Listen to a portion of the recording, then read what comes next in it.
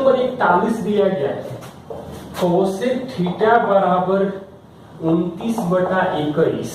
तो कुछ हमसे पूछा गया है, इसका मतलब है कि हाइपोटेनस 29 होगा, यहाँ थीटा मानेंगे तो परपेंडिकुलर 21 होगा तो 20 होगा। आप लोग हटा के भी पाइथागोरस अप्लाई कर सकते हैं या ट्रिपलेट याद है तो बेहतर है। तो कुछ ट्रिपलेट के फॉर्म मैंने बताया है, 3 4 5 5 12 13 7 24 25 8 15 17 9 40 41 20 21 29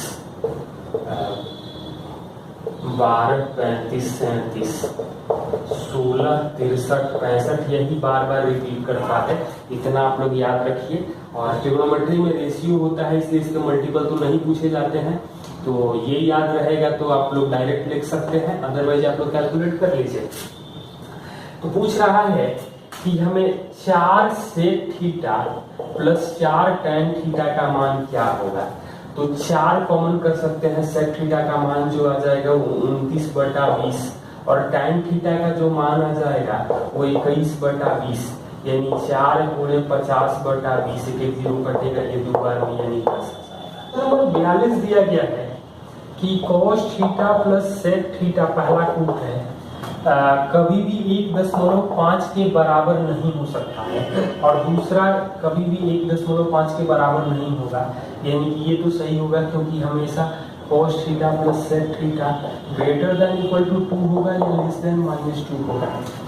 दूसरा कंडीशन दिया गया है कि tan theta plus cot theta कभी भी 2 से कम नहीं हो सकता है, ऐसा नहीं है 2 से बड़ा होगा या -2 से छोटा होगा, तो हमेशा 2 से मतलब 2 से कम कभी नहीं हो सकता है, तो ऐसा नहीं है।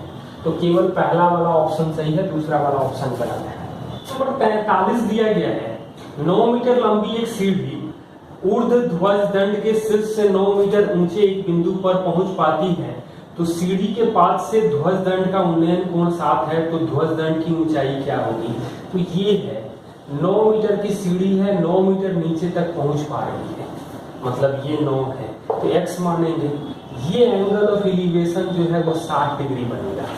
तो एक चीज आप लोग जान रख लीजिए, ये 45 होता है, 45 होता है तो a√2 होता है, 30 के सामने एंगल a होता है, 60 के सामने a√3 होता है और 90 के सामने 2a होता है। प्रॉपर्टी ऑफ ट्रायंगल से हम लोग देखते हैं, मतलब ये वैल्यू आएगा x + 9/√3। अब हम लोग यहाँ पर पाइथागोरस अप्लाई करें, मतलब x² + x + 9 का स्क्वायर बाई 3 बराबर 9 का स्क्वायर, मतलब 3x² 4x² plus 18x plus 81 बराबर 243, घटेगा तो -162 आ जाएगा। तो 2x² प्लस 18x -162 -81 हो जाएगा, 2 से भाग भी दे दे रहे हैं, तो ये 9x आ जाएगा।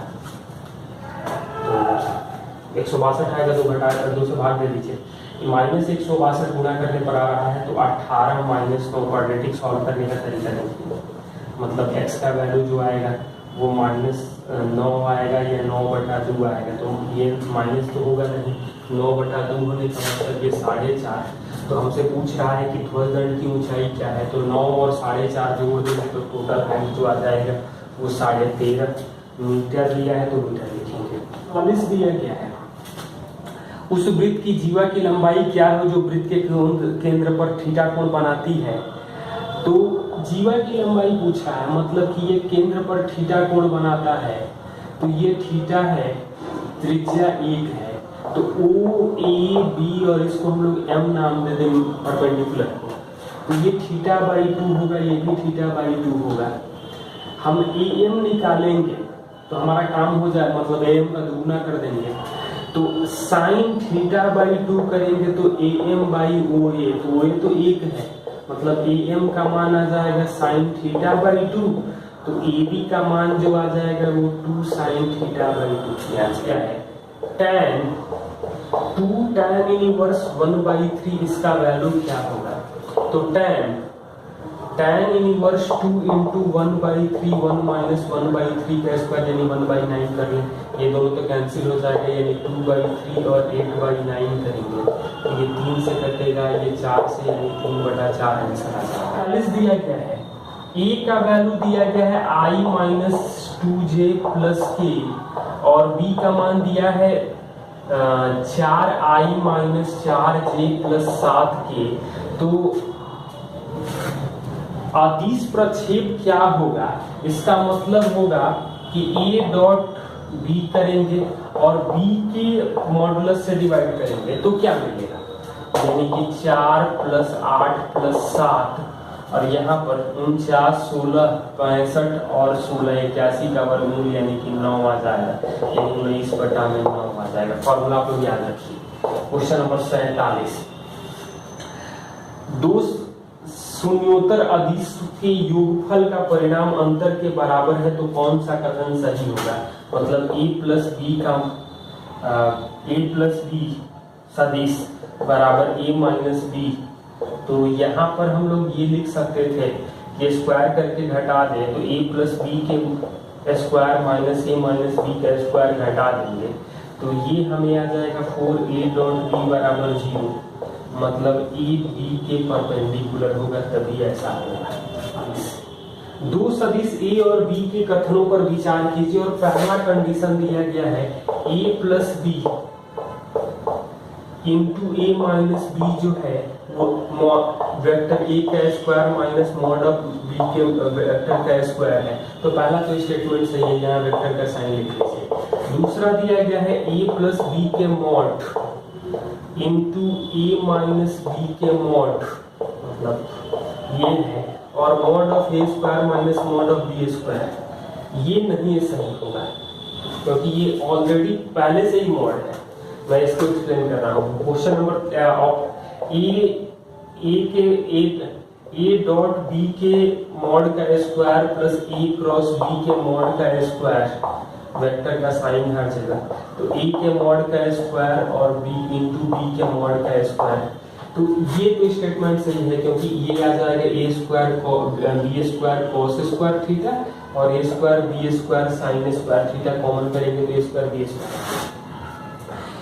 यहाँ पर ये सही नहीं है। इसका रीजन है कि यदि हम लोग a को i मान लें और b को j मान लें तो i प्लस j का मॉड जो आएगा वो √2 आ जाएगा, i माइनस j का भी मॉड √2 आएगा। लेकिन यहाँ एक और एक यानी डिफरेंस LHS 2 आ रहा है, RHS 0 आ रहा है। प्रॉब्लम है तो बाकी जगह भी हम लोग चेक करके देख सकते हैं। पहला सही है और तीसरा सही। Question number 49, a cross b का परिणाम वही होगा जो भुजाओं a और b भुजा वाले त्रिभुज का क्षेत्रफल होगा। नहीं, a त्रिभुज का जो एरिया होता है 1/2 AB साइन थीटा होता है, मतलब 1/2 A क्रॉस B होता है। तो पहला स्टेटमेंट गलत है। दूसरा स्टेटमेंट दिया गया है A क्रॉस B बराबर 0 है, तो A 0 नहीं है, B 0 नहीं है, यानी कि A बराबर लैम्डा B होगा, यानी कि यहाँ पैरेलल होगा तो 0 होगा, मतलब बीच का एंगल 0 हो जाए, बीच का एंगल 0 हो जाए या पाई हो जाए पैरेलल के केस में, और पैरेलल का ये कंडीशन होता है, यानी दूसरा वाला स्टेटमेंट सही है। पहला वाला स्टेटमेंट सही नहीं है क्योंकि एंगल एरिया जो होता है 1/2 होता है A क्रॉस B क्या है कि A और B इकाई सदिश है तो और थीटा उनके बीच का कोण है तो साइन स्क्वायर थीटा/2 किसके बराबर होगा। और ऑप्शन जो दिया गया है तो वहां से हम लोग A माइनस बी के ऑप्शन बारी बारी चेक कर ले रहे हैं। तो ये इकाई है तो A plus 1 minus 2 1 into 1 cos theta करेंगे तो 2 माइनस 2 मतलब कि 1 माइनस कॉस थीटा/2 करेंगे तो ये तो साइन स्क्वायर थीटा/2 सेटिस्फाइड कर रहा है।